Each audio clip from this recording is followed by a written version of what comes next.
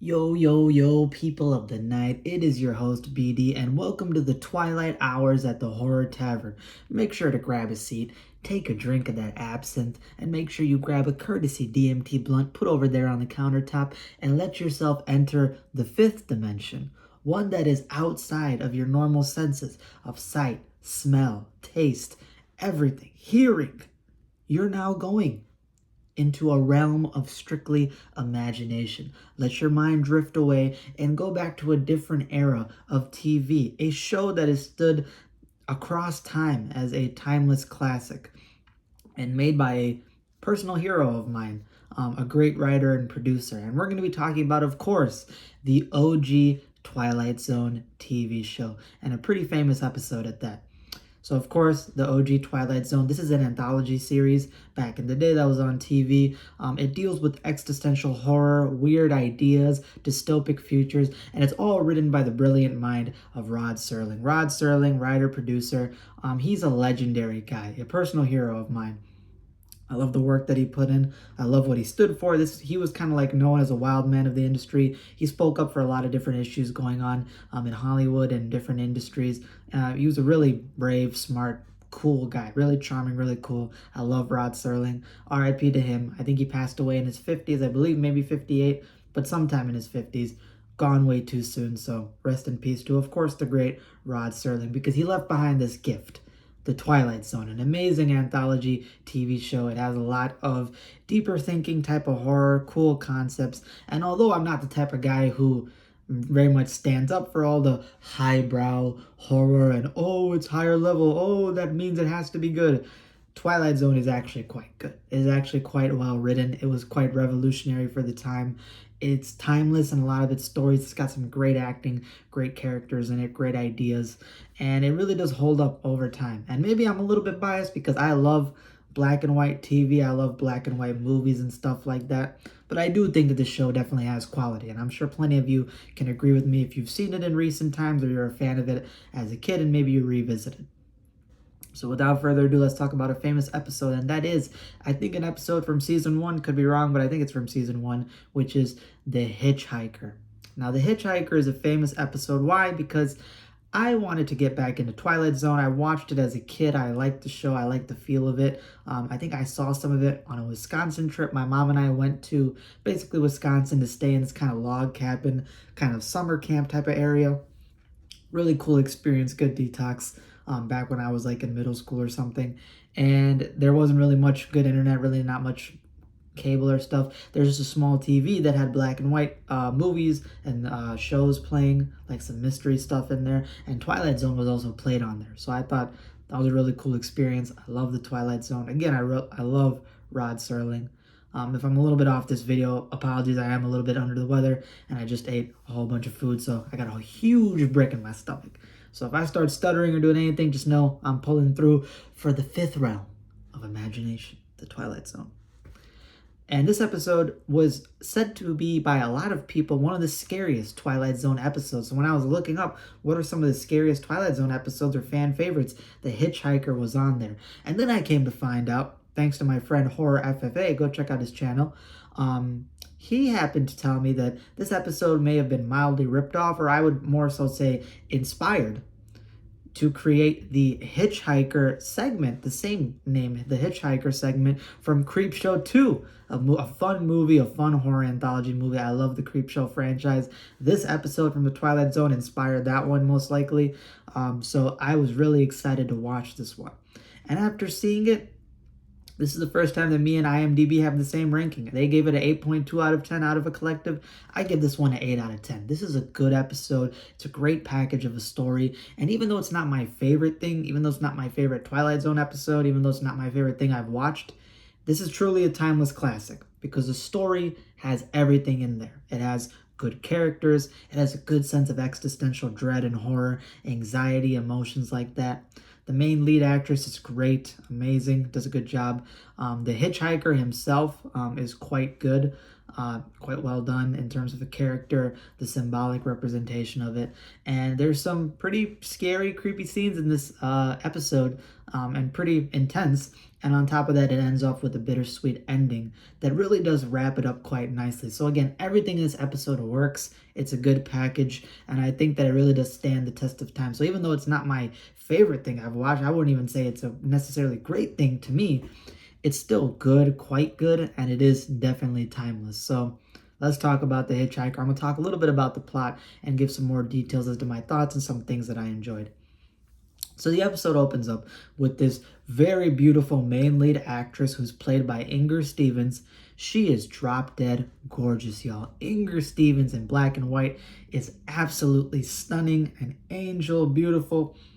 Listen, if I was alive back in the day, Inger Stevens could have hitchhiked on this stick shift 24/7, 365. Please go crazy, ma'am. She is drop dead gorgeous, beautiful. I would risk it all. No cap. I would risk all of it for Inger Stevens. Drop dead gorgeous, and she does a good job acting. She's a good actress, does a good job throughout her role. And basically, she's at a gas station with this one gentleman who's filling up her gas, checking up her car as she's trying to head to, I think, California. I think she's originally from New York, and she's heading over to California, just driving across the country. And she explains that there's a man, a creepy man, strange man, who's been following her throughout various points in her trip, and she can't seem to lose this guy.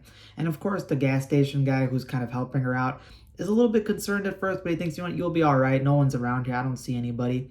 And then as she starts preparing to get ready and leave, she starts seeing this man again. And I think the actor who plays the hitchhiker is called Louis Strong. Could be wrong. He does a good job. He's quite a quiet figure, quite ominous. Doesn't do much talking at all really until the end, but he has that sort of aura to him, that presence throughout the episode that does seem to unnerve you and makes you think that there's something definitely off about him and there's something more than meets the eye. He's also pretty iconic because every time he looks at the camera, he always hits this type of face. I can't do it, but he always just like, he's got this face, man. Louis Strong, he's just got this face that just makes you laugh out loud when he's looking at the camera, hitting that, the Riz face. And at the same time, you know, he just does a good job. This hitchhiker, again, like I said, something is off about him because how is he able to basically teleport and appear to all these different locations that, you know, Inger Stevens, in this case, her character's called Nan Adams, every single place that Nan Adams is stopping at in terms of her journey to California. And he doesn't seem to have a car. And yet, even though she's driving and breaking the speed limit and going all these different shortcuts and routes, he's always there around the corner with his thumb out as a hitchhiker, and her dread, her intensity keeps building up and building up. And through her monologue, you see how freaked out she is. And she tries to, again, try to lose him, try to find some help, try to find a way that she can get out of this. And she wonders, what exactly is this hitchhiker looking for her? Like, why is he so obsessed with her? What does he want from her? She's trying to answer all these questions while at the same time, in her sense, trying to escape for her life and get away from a potentially dangerous individual. And as she goes through her journey, you know, she has to break some laws, she has to break some rules. She kind of starts slowly becoming insane and going crazy because, again, he keeps appearing. She cannot lose this guy. And even when she tries to recruit help, people just think that she's insane. People don't want to help her because she thinks that, you know, that she's crazy, that she's seeing this guy, that she's a lunatic, and she's very much isolated. And it gets to a certain point in the story that I'm not going to go much further, mostly because it's a to the point the episode. It's a to the point. Sorry, I'm stuttering. It's a to the point episode, but there is a twist at the end. A bittersweet twist that kind of does a large revelation as to potentially what Nan Adams' situation is, what this figure, who this figure might be in relation to her. It's a concept done a lot of times in the Twilight Zone, which makes me a little bit upset because the fact that they keep repeating. But so far, the segments, the episodes that I've seen revolving around this kind of idea have been really good. So Rod Serling and everybody else does a pretty, I think Rod Serling, Lucille Fletcher, writers, producers of the show, they do a pretty good job with executing these type of stories. And this is one of them. This is a good, well-packaged story. And that's sort of the plot without me giving too much away. So what's kind of my deeper thoughts behind it? Again, Nan Adams is a very sympathetic, good main character. Again, Inger Stevens does a great job as an actress. She does a great job with the character. You hear her monologue. You see how worried she gets, how intense she feels about the situation, her existential sense of dread. The Hitch-Hiker, played by Louis Strong, he's very ominous, creepy, kind of weird and strange, and makes you very much intrigued as to what his background is, who he is, why he's here. You have some intense scenes where, Nan Adams will almost drive off the road because she's going crazy. She breaks the law. She's going over the speed limit. At one point, she gets stuck on some railroad tracks as her car starts stalling out and gets stuck. And there's an oncoming train, and the hitchhiker is right there watching her through the window, just looking at the train, looking at her. Pretty intense, pretty creepy. That'll raise some tension within you, and you very much get immersed within how she's feeling. And again, you see throughout the story how she's slowly becoming crazy, slowly becoming insane, slowly losing her grips. And then this huge reveal happens at the end that brings a new sense of clarity. And you kind of feel bad, but at the same time, you kind of feel a little bit bittersweet about what exactly happens. The episode is well shot. It's well done. It's well paced. I like the subtle intensity in the episode. Again, it slowly builds up in tension, but it's very kind of relaxing the way it's done. Very sort of feels natural about it. Just her telling her story, monologue, and all these things, catching you up with it. And maybe, again, I am biased. I like black and white movies. I like the charm of the old black and white television. Back then, to me, it was just a different era, a different vibe. Actors and actresses felt authentic, great. And again, it just feels like it's simple, but it's a really well done simple. It is a really well paced, really well packaged item that you watch. And that's why I think it's timeless, because even as an adult, even in, 60, 80, 60, 70 plus years later, however many years it's been, several decades it's been since the show came out, it holds up. It holds up. It's a good one. So I would recommend it. And again, I give it an 8 out of 10. It's a good episode. It's a good watch. If you want to just relax, have a nice watch, sit down, grab a drink, grab some food, and just, I guess, enjoy a simple enough story and kind of enjoy the simpler things in life, this would be one of those episodes to watch. It'll take you back. It'll make you back into the era of black and white television. And it's just a really well done story. And I can see why Creepshow decided to take this idea, because the idea in Creepshow 2 is a lot more gory, a lot more schlocky, and it's still really good. I still like that segment. I think it's a fun segment. I think it has its purpose. But this one is more so, again, higher brow, done in a good way. That one is more so your classic 80s, 90s type of horror.